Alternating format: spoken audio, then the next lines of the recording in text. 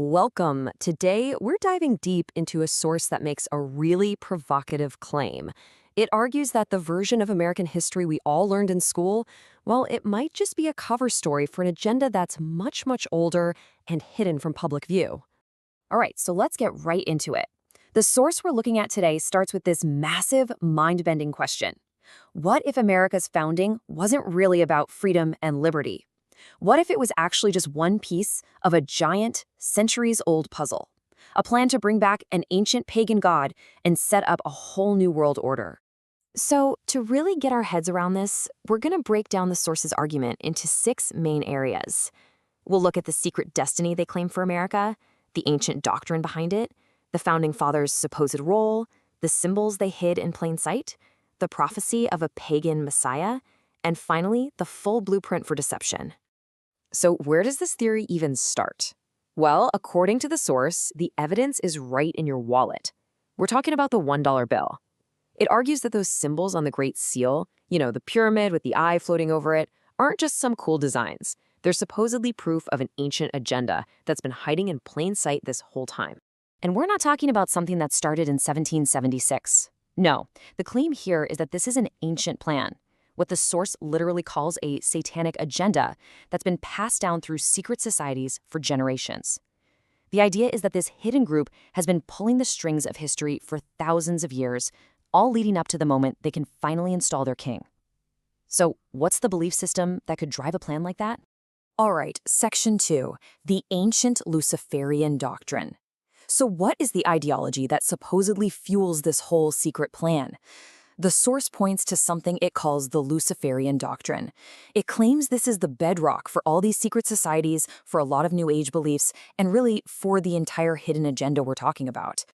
So what is this Luciferian doctrine? Well, according to the source, it's an ancient religion that supposedly started back in Babylon. The core idea is that the God of the Bible was actually holding humanity back, keeping us from knowledge that would let us ascend and become gods ourselves.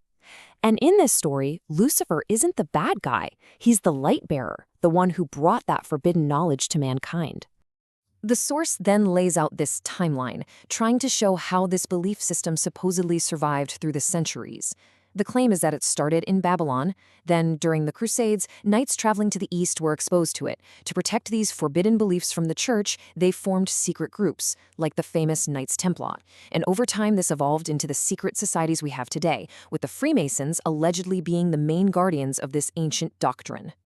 To back this up, the source dives into the first-degree Masonic ritual. The argument is that this proves the organization is a cult at its core. It describes how new members are hoodwinked, literally blindfolded, symbolizing their journey from darkness into the supposed light of Masonry. They have to kneel before a guy called the Worshipful Master and take what the source calls a bloody oath of secrecy with a sword to their chest, promising they'll never reveal the secrets they learn.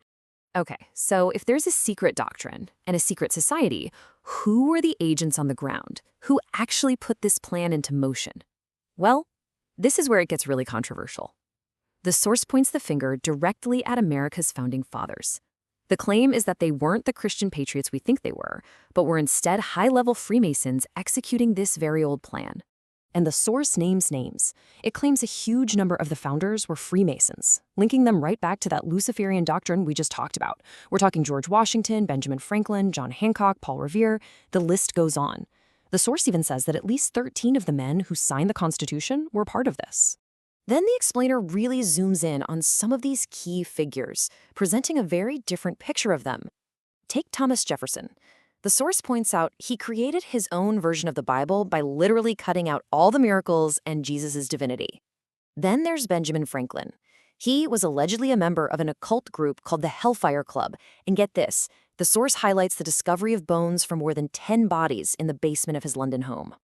And for George Washington, the source points to this incredible mural in the dome of the U.S. Capitol. It's called the Apotheosis of Washington. Apotheosis literally means to become a god. So the claim is, this isn't just art honoring a president, it's a depiction of Washington ascending to godhood. And look at what's around him.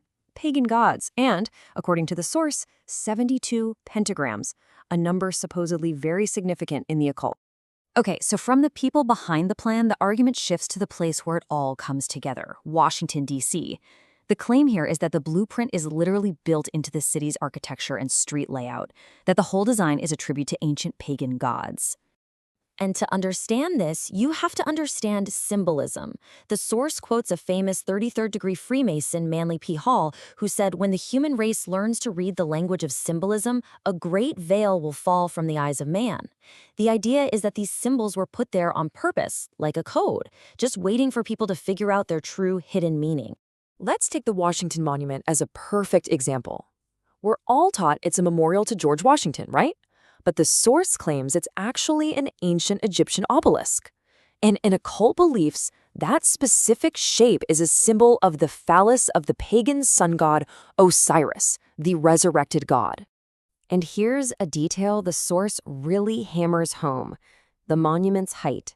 It's 555 feet tall, but if you convert that to inches, it's exactly 6,660 inches, a number the source obviously finds highly significant. And it just keeps going from there. The source layers on more and more symbolic interpretations. It claims the city's street layout creates a giant satanic pentagram, as well as an owl symbol. It says the Capitol dome represents the womb of the goddess Isis, and that the statue on top isn't freedom, it's Isis herself, sometimes called Columbia or Liberty. It even points out that the area was originally called Rome, Maryland, and just like ancient Rome, it's built on 7 hills. So you have the doctrine, the people, the place, but what's it all for? What is the ultimate goal? This is where the source connects everything to an ancient prophecy. A prophecy about a pagan messiah who will return to rule the world. Remember that phrase on the dollar bill, Novus Ordo Seclorum? We're told it means New Order of the Ages, but the source claims it's a direct quote from an ancient Roman prophecy, one that predicted a new golden age ruled by the god Apollo. And this is the key connection. The source claims that this prophesied savior, whether you call him Osiris from Egypt, or Nimrod from Babylon, or Apollo from Greece, is actually the same figure described in the Bible's book of Revelation. They say he is the Antichrist. In fact, the name for the angel of the bottomless pit in Revelation is Apollyon, which is Greek for Apollo. And then there's this. Deep beneath the Capitol Rotunda, there's an empty crypt. It was originally built for George Washington's body, but it was never used. The source argues this is no accident. It's a powerful symbol, an empty tomb, waiting for the arrival of this resurrected God King, this American Osiris, this Apollo. So now we bring it all together. The source connects every one of these dots to form what it calls the blueprint for deception. The argument is that a hidden group, a kind of secret priesthood, has been steering history for centuries, all to bring about their final goal. So let's just lay out the complete blueprint as the source sees it. First, an ancient Luciferian doctrine was secretly preserved by the Freemasons. Second, the Founding Fathers used that doctrine to design America, not as a Christian nation, but as a new Atlantis. Third, all those occult symbols in Washington, D.C. are there to act as a tribute and even a kind of spiritual power grid. Fourth, the claim is that presidents are chosen from a single bloodline to keep the agenda going. And the final goal? To resurrect the pagan god Apollo and make him the ruler of the entire world. So when you lay out all the claims from this source, you can see how the interpretation of symbols can be used to build a completely different story about our history. It constructs an entire worldview that's hidden just beneath the surface of what we're normally taught.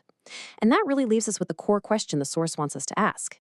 If history can be retold so differently just by reinterpreting its symbols, what does that say about how we find truth? The source's ultimate point seems to be that in an age of widespread deception, understanding these hidden messages isn't just an academic exercise, it's a matter of spiritual survival.